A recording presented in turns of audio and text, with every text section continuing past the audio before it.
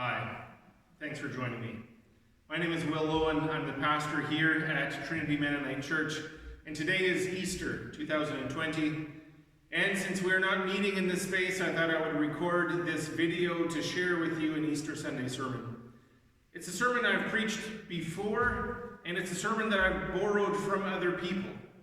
And so I'm going to add a little bit of a Mennonite twist to what I've heard from other people, and I'm going to add a little bit of an Easter twist to what I've done before.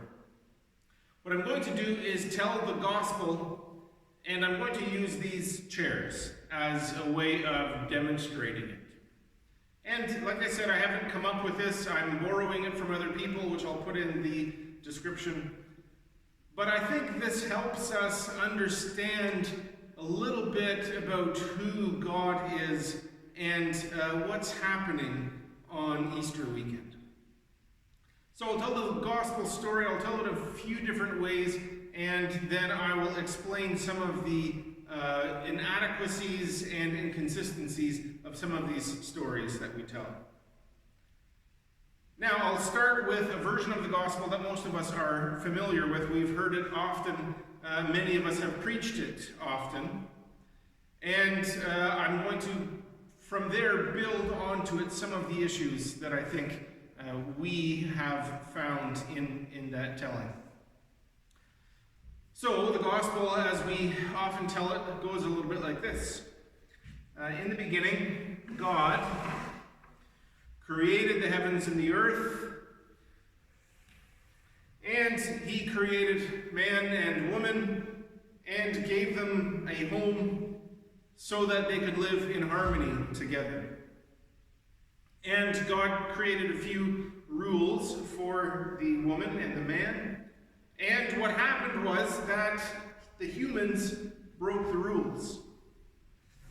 And so they sinned and turned their backs towards God. And because God is holy and righteous and just, and God could not look upon sin, then God turned his back towards humanity. And every now and then throughout history, throughout the biblical account, God would try again. And so God would set aside a person or a group of people to help them. So he chose Abraham and Abraham's family to be the family of God.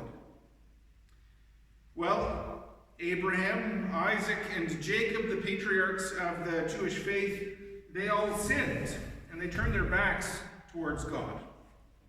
And then, of course, what could God do then but turn his back towards them? Well, the story continues. The people of Israel find themselves as slaves in Egypt. And Moses comes along, and God wants to use Moses to deliver them from slavery. Well, and then Moses does. And the people follow him, and they arrive at the promised land, but Moses sins. And he doesn't get to go into the promised land. And the people of Israel in the promised land, they too sin over and over again. And so they live outside of God's reward. Well, eventually God tries again, but instead, God comes down to earth himself as a human being in the person of Jesus. And Jesus comes preaching love, preaching peace, preaching reconciliation with God, but the people reject Jesus. And what happens in this moment then is that God does something strange. God takes all of the sins of humanity, the sins of people born before and after, and he puts them on Jesus, and he turns his back on Jesus, and Jesus dies. But what this accomplishes is that because all of those sins are on Jesus, then God can once again look upon us and receive us and be near to us, as long as we turn our face towards God. Otherwise, God will turn his back on us too if we turn our backs on him. And so this is the gospel message as it is preached. People like me, people like the pastors that we know will preach this message and give us powerful and necessary reminders that we too need to turn ourselves towards God, turn our faces towards God. There's a lot of beautiful messages in there. Many of us have had beautiful, powerful, emotional experiences within that gospel. But there are some problems with it. And there are some inconsistencies between this story and the depictions of God that we find in other places. So let's go through using these chairs to tell the story in a little bit of a different way. The beginning is the same. In the beginning, God created the universe, and he brought life to the earth, plants and animals and humanity. And God created a space so that man and woman could live in harmony together with God. Well, yes, God made these rules, and the people turned their backs towards God. But even though they did that, God came to them, and he said, "Hey, Adam and Eve, what's with the fancy new underwear?" Well, and the people, they said, "Well, we were naked, we had to cover ourselves." You see, in their sin, they had discovered the concept of shame. And so they were ashamed of what they had done. They were ashamed of who they were. But God wasn't ashamed. God turned his face towards them again and said, "Listen, yes, what we had before isn't going to work anymore. But I will be with you. You can't be in the garden anymore, but I can still be with you." Well, the very next story is Adam and Eve's sons, Cain and Abel.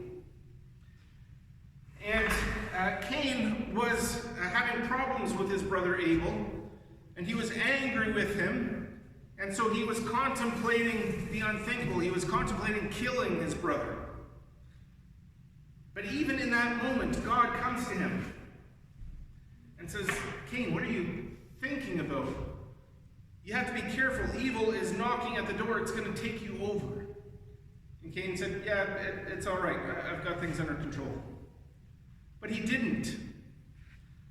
Cain carried through with his original plan and killed his brother.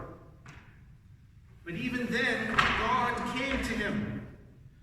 God pursued Cain and said, "You've done a terrible thing. And there are consequences to that, but I'm going to protect you. I'm going to put a mark on you so that nobody will hurt you, even though you have committed this great sin." Well, this process continued. Abraham sins, God turns his face towards Abraham. Jacob, Isaac, all of these men sin, God pursues them. And then we get to the ultimate turning point. The people have turned their backs towards God. They've ignored God. They've forgotten about God. But God, instead of forgetting about them, steps it up another level and comes down to earth in human form, in the person of Jesus. So Jesus goes through his life. He's turning his face towards humanity. And every now and then there's an encounter that also tells this same story. There's a man who is curious about who Jesus is, but he has turned his back towards his people. His name is Zacchaeus. He's a short man. He's a sinful man because he's working for the Romans.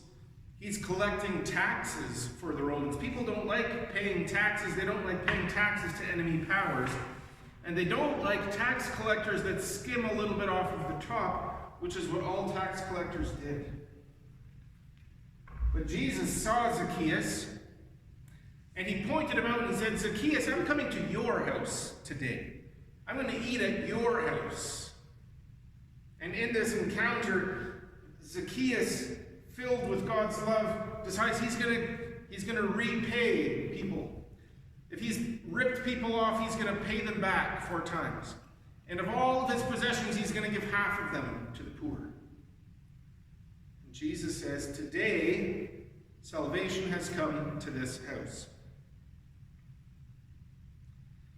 Jesus tells another story, a story of a woman that he meets at the well. Jesus encounters a woman there, and he tells the disciples about it later. And she is a woman who has been rejected by society.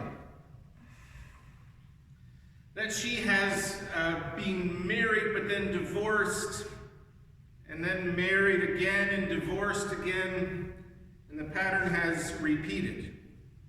And so the community around her, they know who this woman is, and they are ashamed of her.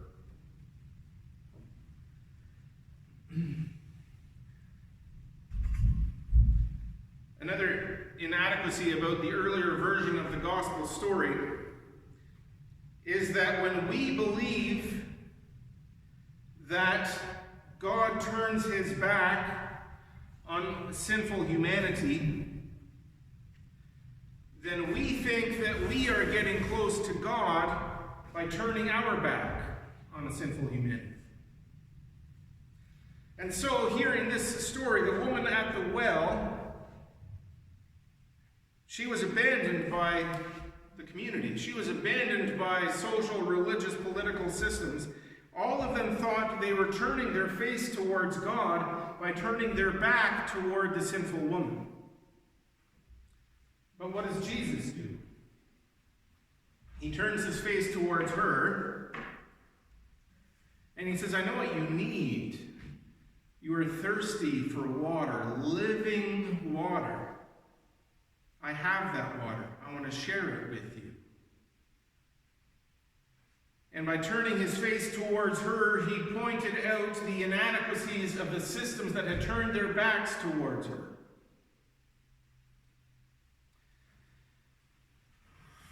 Jesus tells another story, a parable, of a father who has 2 sons.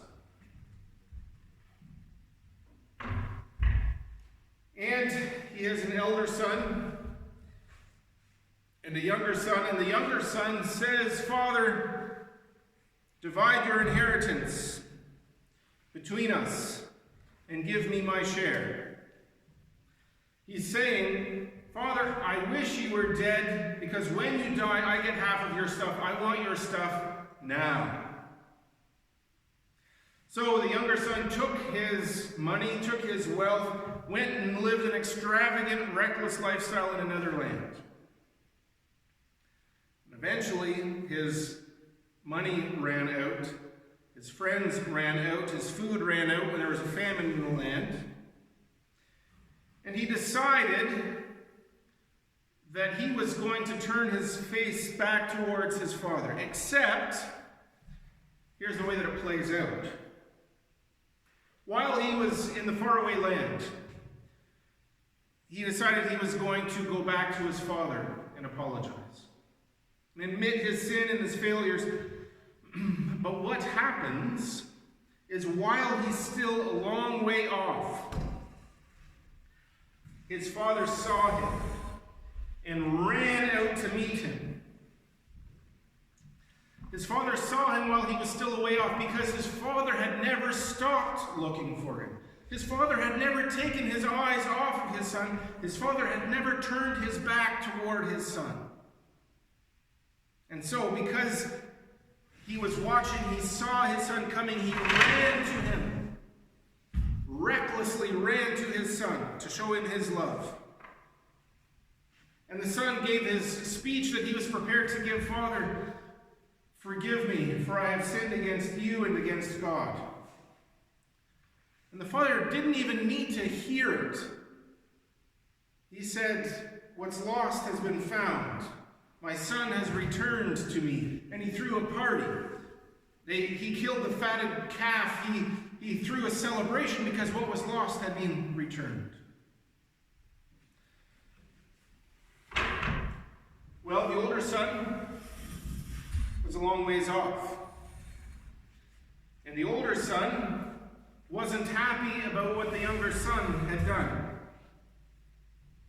And came to the father and said, "Father, listen, I've never left you. I was working hard for you all these years. I've been loyal, and you've never thrown a party for me." But the father said, "Everything I have is yours. I will always be with you. But I had to rejoice because your brother has come back. What was lost was found." And Jesus finishes the story before we know what happened to the older brother. Did the older brother align himself with his father and turn his face of love towards the younger brother? Or did he try to show his love by drawing closer to the father? But given the father's love, this wasn't a choice. He either had to turn his face towards his brother, or if he was going to turn his back, he was going to turn his back on his father as well.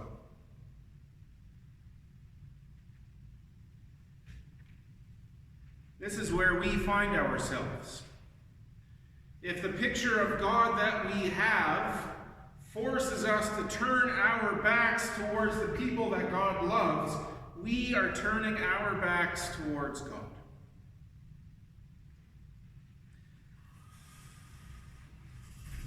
So in the Easter story, we put ourselves in this position to ask this question: why did Jesus die?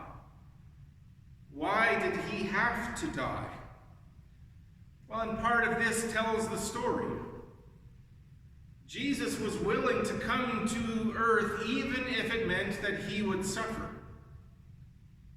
Even if we would turn our backs towards God, Jesus would come.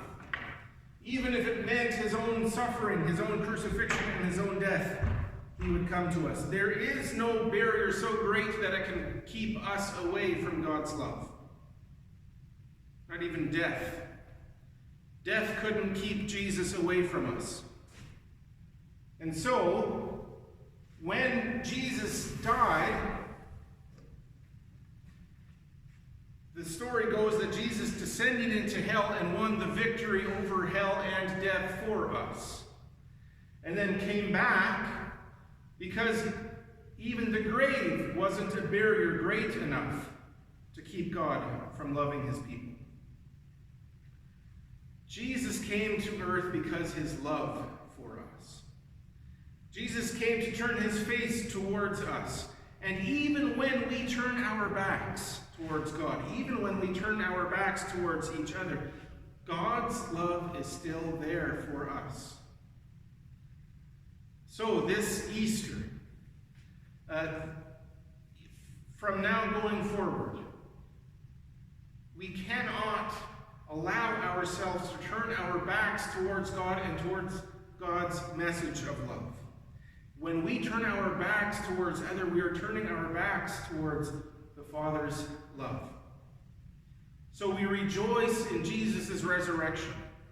And we rejoice in the message that there is no barrier. Not suffering, not death, not crucifixion, not hell. None of that is a barrier so great that it can keep Jesus from the people that he loves.